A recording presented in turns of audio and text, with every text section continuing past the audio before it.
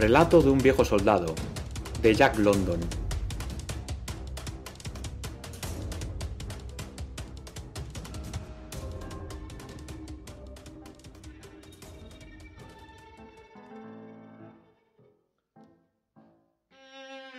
Aquellos eran tiempos curiosos y no solo se corrían aventuras en el frente. Algunos de los acontecimientos más emocionantes en los que tomé parte durante la guerra tuvieron lugar en casa. ¿Veis ese viejo Colt que cuelga a mi espalda? Lo llevé durante los 5 años que pasé en el ejército y más de una vez me sacó de un buen lío. En el 63 volví a casa con un permiso de 30 días para ver a los míos y reunir más reclutas. Tuve suerte y, para cuando mi permiso terminó, había encontrado entre 25 y 30 hombres dispuestos a alistarse. Hubo un joven que me interesaba mucho convencer, pero, aunque él quería acompañarme, su padre se negaba a dejarlo venir. El único motivo por el que se oponía era que la temporada de deshojar el maíz no había terminado y necesitaba la ayuda de su hijo Hiram. El único motivo por el que al final dio su consentimiento fue la recompensa.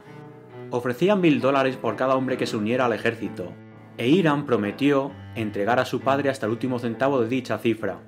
Así que el viejo Zack dijo que daría su permiso si yo accedía a ayudar con el deshojado.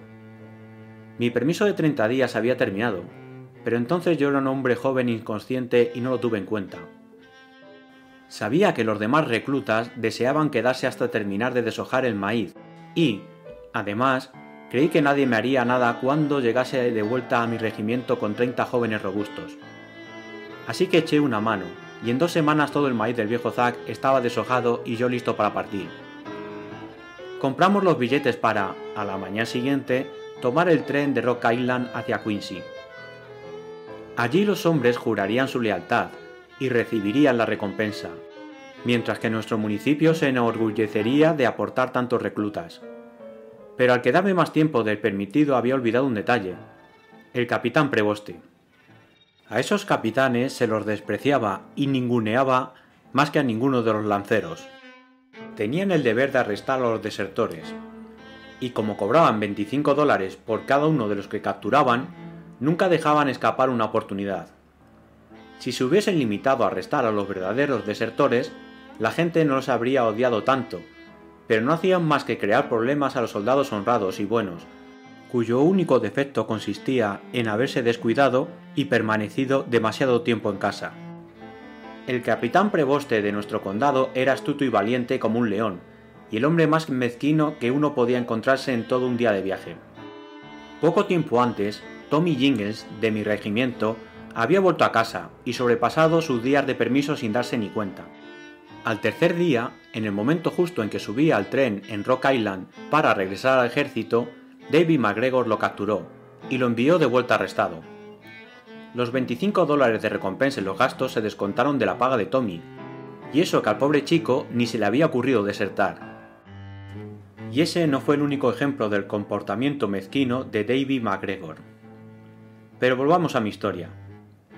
Era la última noche que pasaba en casa, y me encontraba soñando con la guerra y las batallas. Me habían enviado en vanguardia con un grupo de soldados avanzados. Los mosquetes disparaban sin descanso, y nosotros asaltábamos el primer puesto cuando oí que alguien llamaba a la puerta con fuerza y me desperté de inmediato. «Sal, Simon, quiero hablar contigo». Era la voz de Davy y yo sabía de sobra para qué quería hablar conmigo, pero no contesté y empecé a vestirme en silencio. Su forma de llamar enseguida despertó a toda la casa, y cuando terminé de vestirme mi hermana se coló sin hacer ruido en mi habitación. En susurros le expliqué lo que debía hacer. Fue a la puerta y habló con Davy, pero sin abrirla. Él sospechó, y le oí rodear la casa sigilosamente para vigilar la puerta de la cocina. Estaba seguro de que me encontraba en la casa, y pensó que intentaría huir por detrás. Besé a mi padre, a mi madre y a mi hermana. Les pedí que me despidieran de los chicos, y abrí con cuidado la puerta principal. Brillaba la luna, y Davy se encontraba, como yo había sospechado, vigilando la puerta de atrás. Con las botas en la mano, aprovechando las sombras y casi sin atreverme a respirar, llegué hasta el establo. Ensillé el gran semental negro de mi padre, y al acabar salí disparado del establo. Davy corrió hasta el camino, y me dio el alto cuando aparecí al galope, con el Colt amartillado en la mano. Me bloqueó el camino, ordenándome que me detuviera y blandiendo sus pistolas. Continué avanzando hacia él, y seguramente lo habría arrollado si no se hubiera apartado, disparándome ininterrumpidamente mientras me alejaba. Sabía que lo iba a hacer, así que me oculté agachándome hacia el lado contrario del caballo, aunque no fui lo bastante rápido porque una quemazón increíble me indicó el lugar del cuero cabelludo donde me había rozado la primera de sus balas. Continué camino sin aflojar el paso, porque aún me quedaban 45 kilómetros por delante hasta llegar a Rock Island. Davy, que siempre llevaba buenas monturas, me seguía de cerca. Sin embargo, nuestros caballos estaban muy igualados. Al principio me disparaba de vez en cuando al tomar las curvas, pero enseguida se cansó. Íbamos dejando atrás kilómetro tras kilómetro y, cuando empezaba a creer que me escaparía, sufrí un accidente. Amanecía en el momento en que me interné en una arboleda, en la que aún reinaba la noche. El camino estaba embarrado y los cascos del caballo no hacían ruido. De repente, de la oscuridad y en dirección contraria surgió un caballo con su jinete. Demasiado tarde para evitar el impacto. Nuestros caballos chocaron de frente. El corcel y su jinete desconocido cayeron al suelo, y yo estuve a punto de verme derribado. Luego supe que era el sheriff, y que no había resultado malherido. Pero el semental de mi padre era fuerte. Se sacudió entero, gimió y salió al galope. Aunque estaba herido, y me di cuenta de que perdía velocidad. Davy iba ganando terreno poco a poco. Pronto lo tuve a mi altura, intentando agarrar mis riendas. Había vaciado sus pistolas, y no podía dispararme. Una y otra vez le apunté con mi Colt, que sí estaba cargado, pero era un hombre valiente y no se dejó asustar. Yo no quería dispararle, aunque creo que lo habría hecho antes de sufrir la deshonra de verme acusado de desertor, porque lo cierto era que, en lugar de huir, lo que yo estaba haciendo era intentar regresar lo antes posible al ejército, una actitud de la más curiosa para un desertor. Pero no disparé, solo usaría el revólver si no me quedaba más remedio. Galopamos uno al lado del otro durante 15 o 20 kilómetros. Poco a poco mi caballo se fue agotando, y durante el último kilómetro que aguantó, Davy tuvo que frenar al suyo para que no me dejase atrás.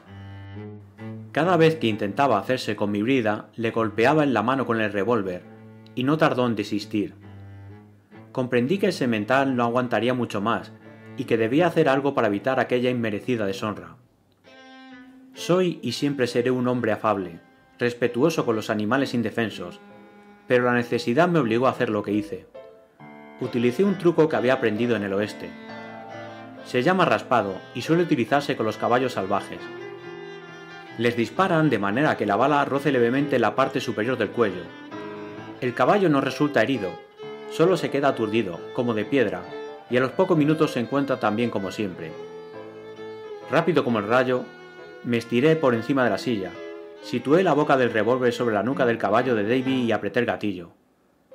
Cayó con gran estrépito y lanzó a Davy por encima de su cabeza. Pero Davy se puso en pie de inmediato, y mi pobre caballo casi no era capaz de dejarlo atrás mientras me perseguía corriendo a pie. Miré el reloj.